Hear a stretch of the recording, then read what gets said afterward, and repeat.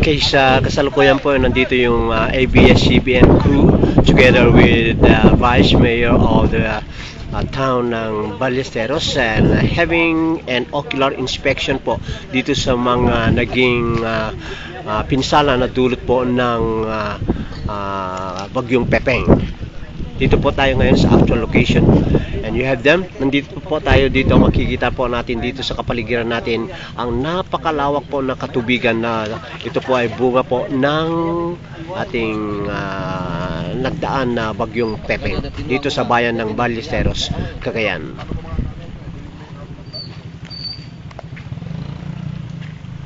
Yung mga waiting shed na lang ang nakikita. Oo. Yun, yung mga waiting shed, i-close up natin. Yun, ang waiting shed pero nakaharang itong kalabaw.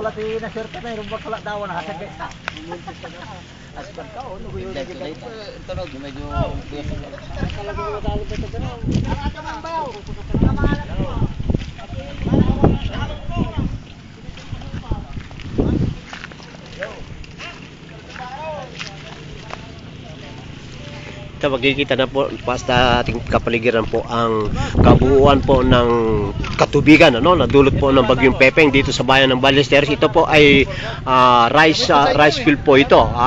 Napakalawak po ito. Napakalawak. Pero it's all water by now. And this is the very Sunday. At ito, nandito ang ating mga local chief executives kasama po ang ating group na sa ABS-CBN all the way from Manila para magkaroon po ng first-hand information kung ano po ang pinsala na idinulot ng bagyong Pepeng dito sa bayan ng Ballesteros, Cagayan.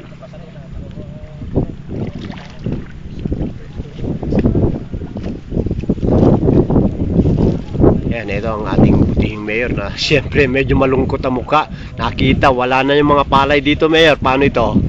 Ano ang anihin natin ngayon dito? Wala, kinali na lang tubig yung mga palay natin. And we are about to have the harvest time na, mayor? Ayan. Ano bang anihin? Ito ngayon ang pinsala na dulot po ng bagyong Pepeng. At napakalakas po, nagsimula kahapon, isang araw pa yan, malakas ang buhos ng ulan, tuloy-tuloy rin ang bugso ng malalakas na hampas ng hangin. And then kagabi, nag-start mga 4:30 hanggang mga 3 hours po na walang puknat na malakas na buhos ng ulan. And of course, yung hampas ng hangin. Nandito tayo ngayon sa may rice field area po ng bayan ng Ballesteros at makikita natin ang kabuuan kung ano po ang nangyari. Napakalawak, magkabila po sa magkabilang panig ng lansangan, ganito ang situation. All water na makikita mo na lang doon sa malayong area, yung mga waiting sheds na lang po ang mukhang nakalitaw na riyan sa ibabaw ng napakalawak na katubigan. Ito, palusungin na lang natin ito. At least nabasa na rin yan paano na itong diyan ka lumusong para aktual. Certificate ba? Ayan. Titignan natin kung gaano kalalim. Ipapakita ng ating mga kababayan kung gaano kalalim nga ang tubig, no? Samantalang nandito po ang ating Galing sa tubig yan, Dahil kinuha niya sa kwa. Natabunan talaga. Ito na yung palay po na kinuha dyan, no? Kumuha ka tapos presenta mo sa amin ni Mayor dito para makasama ka Halika kayo, mag-extra tayo. Makamilaw! Background na kami, background na puno. Wala na yung pag-alis ng tubig.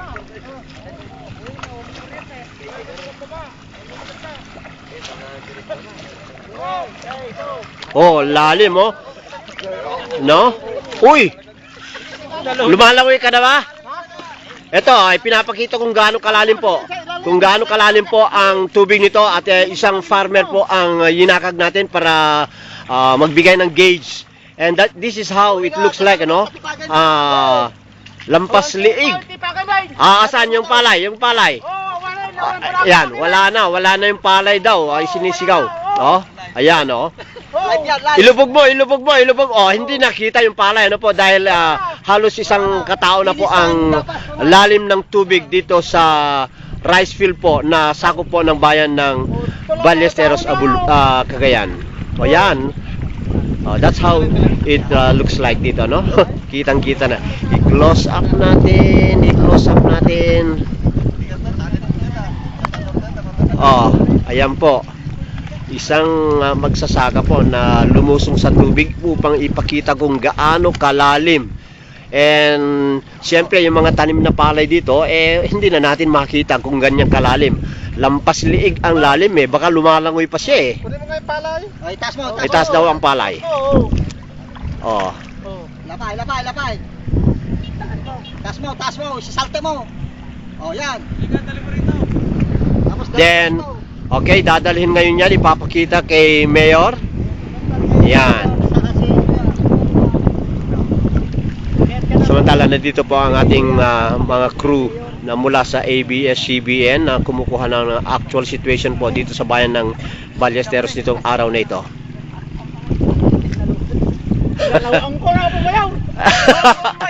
Dalhin mo raw kay Mayor yan, ipakita mo.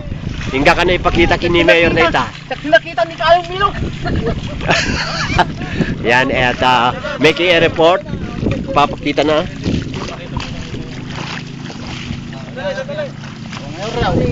Sinusubok mo kay Mayor dahil masakit ang loob mo. Pinalusog ka sa tubig. Dahil pinalusog sa tubig, masakit ang loob. Mayor, tignan niyo yung palay. Ipanpatigay kay Steven Rubi. Hawakan niyo, Mayor. Tignan niyo lang, Mayor. Ano, sira na? Oo, sira na.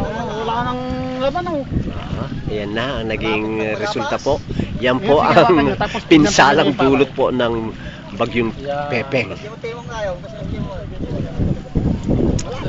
Ang buting Mayor, tinitignan kung ano talaga ang naging resulta po ng palay na malapit ng anihin po. Yan po ay gusto nating ipabatid sa ating mga viewers na malapit ng anihin po yung mga ito. Subalit ano pang anihin tulad ng nabanggit ni Mayor kung ganito naman ang pinsala na ibinigay ng bagyong Pepeng. Kawawa na naman yung mga partners dito. Malapit na silang magpapas. Ganito nangyari. Talagang bahan na yung bayan ng Ballesteros.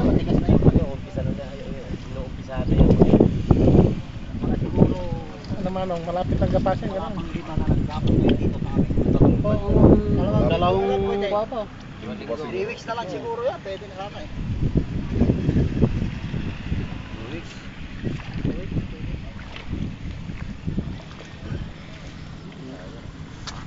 Naka, natay kalting mo ay ununuang. Ito kay interview na ka. Owa. Amon sana tele.